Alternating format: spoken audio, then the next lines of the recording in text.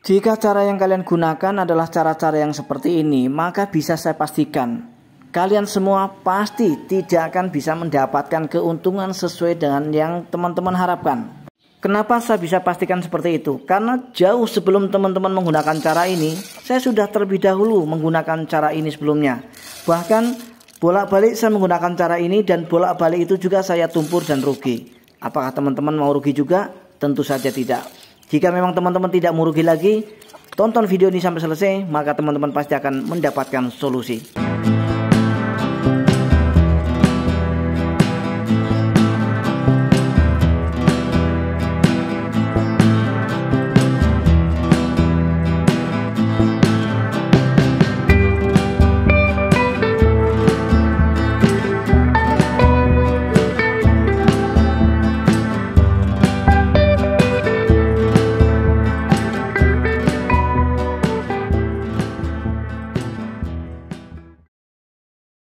Assalamualaikum warahmatullahi wabarakatuh. Salam sejahtera untuk kita semua. Apa kabar teman-teman dan sobat semua hari ini? Mudah-mudahan teman-teman senantiasa dalam keadaan sehat, murah rezeki, serta dimudahkan dalam segala urusannya. Sebagaimana yang sudah saya sampaikan pada cuplikan video awal tadi, teman-teman, ada beberapa faktor yang mempengaruhi terjadinya kerugian dalam beternak. Tetapi kita tidak hanya membahas mengenai faktor-faktor terjadinya kerugian saja, sekaligus kita akan sampaikan beberapa solusi atau langkah-langkah yang harus kita lakukan agar kita tidak menjadi rugi lagi. Faktor yang pertama menurut saya teman-teman dan sahabat semua sesuai dengan pengalaman, yaitu tidak sinkronnya antara sistem dengan perlakuan sistem. Tentu saja teman-teman pasti banyak yang bingung, sistem dan perlakuan sistem, apa maksudnya? Maksudnya adalah bahwa dalam usaha ternak ayam kampung itu ada dua sistem, yaitu pembibitan dan pembesaran. Kebanyakan teman-teman itu menggunakan sistem pembesaran, tetapi perlakuan yang diterapkan itu terkadang tidak sinkron. Sudah tahu bahwa sistem yang digunakan adalah sistem pembesaran, tetapi bibit atau jenis ayam yang kita gunakan bukan jenis ataupun bibit ayam yang model cepat besar. Ini adalah sebuah kekeliruan yang sangat luar biasa. Faktor kedua adalah dari segi perawatan. Perawatannya terkadang asal-asalan, dan kemudian faktor yang ketiga adalah dari jenis pakan. Jenis pakan yang tepat ataupun yang tidak tepat itu sangat berpengaruh terhadap proses pertumbuhan dari ayam-ayam yang kita besarkan. Jadi cukup 3 faktor teman-teman kenapa kebanyakan dari pemula peternak sering mengalami kerugian. Dan kemudian kita akan sampaikan juga solusinya. Solusi agar peternakan kita selalu mendapatkan keuntungan teman-teman dan sobat semua, khususnya adalah untuk pembesaran.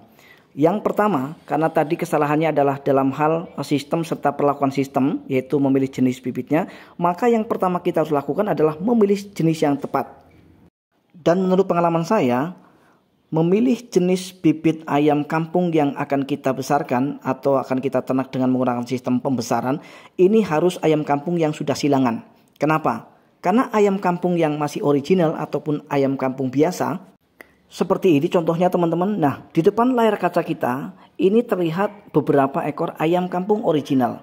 Ayam jenis ini ketika kita ternak dengan menggunakan sistem pembesaran, maka peluang kita untuk mengalami kerugian itu sangat besar. Kenapa?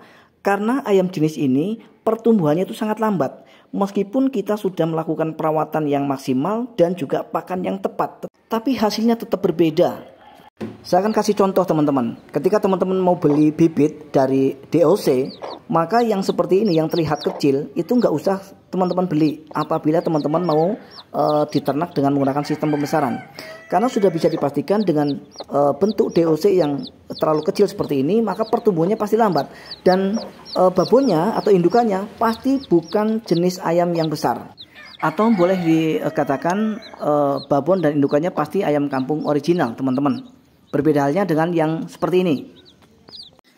Kalau yang seperti ini masih umur 3 hari saja sudah terlihat besar. Ya, bahkan jika dibandingkan dengan ayam yang tadi teman-teman ataupun DOC yang tadi, selisihnya cukup lama, yaitu 1 minggu. Tapi postur tubuhnya, postur badan daripada DOC-nya tetap lebih besar yang ini teman-teman. Karena memang indukannya juga ayam kampung yang sudah silang dengan bangkok. Ayam kampung yang sudah kita silang dengan bangkok, maka pertumbuhannya itu sangat cepat sekali teman-teman. Jadi boleh dikatakan ketika dibandingkan dengan ayam kampung biasa, Itu perbandingannya 1:3 teman-teman. Umur 1 minggu untuk ayam silang Bangkok dan umur 3 minggu untuk ayam kampung biasa. Kemudian langkah ataupun faktor yang kedua yang membuat kita bisa untung dalam beternak. Biasanya teman-teman dan sobat semua, banyak sekali dari pemula yang asal-asalan ya dalam memilih jenis pakan. Terlebih untuk anak ayam yang usianya masih dini atau masih masa-masa pertumbuhan. Nah, ini tidak boleh dilakukan sembarangan.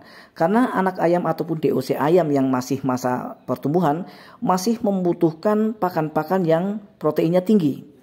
Maka dengan begitu, mau tidak mau kita harus menggunakan jenis pakan dari pabrikan setidaknya dari usia 0 sampai kepada usia 1 bulan. Sebelum teman-teman bisa membuat jenis pakan yang selevel ataupun setara dengan pakan dari pabrikan. Khusus untuk masa-masa pertumbuhan saja teman-teman. Hal ini juga perlu kami sampaikan teman-teman, karena banyak sekali pemula yang asal-asalan dalam memberikan pakan untuk ayam-ayamnya. Terlebih adalah untuk ayam usia 1 hari sampai kepada usia 1 bulan, yaitu masuk masa-masa pertumbuhan. Mereka banyak yang asal-asalan, yaitu dengan memberikan jenis pakan yang memang belum saatnya untuk dikonsumsi oleh DOC ayamnya. Katakanlah mereka di usia kurang dari 1 bulan sudah memberikan jenis pakan dari alternatif, yang mana nutrisi dari jenis pakan alternatif yang mereka berikan adalah jenis pakan alternatif yang kandungan nutrisinya rendah. Tentu saja ini akan menghambat proses pertumbuhan dari DOC ayam kita. Dengan pertumbuhan DOC kita yang lambat, maka masa panen kita tentu saja akan jauh lebih lama teman-teman. Maka jenis pakan atau pemberian jenis pakan yang tepat jelas sangat berpengaruh penting teman-teman dalam proses pertumbuhan ayam-ayam kita. Yang terakhir adalah dari segi perawatan. Jangan sampai nanti teman-teman sudah tepat memilih jenis bibitnya, sudah tepat dalam memilih jenis pakannya, kemudian teman-teman tidak tepat dalam perawatannya. Contohnya seperti ini. Kita lihat teman-teman, di tempat makan memang tersedia makanan untuk DOC ayamnya. Tetapi kita lihat tempat minumnya, sampai guling begitu. Dengan begitu otomatis tidak akan ada air yang bisa diminum oleh ayam-ayam kita. Dan itu juga sangat berpengaruh terhadap proses pertumbuhan dari DOC ayam kita teman-teman. Sebaiknya tempat makannya penuh dengan makanan dan tempat minumnya juga full dengan air minum.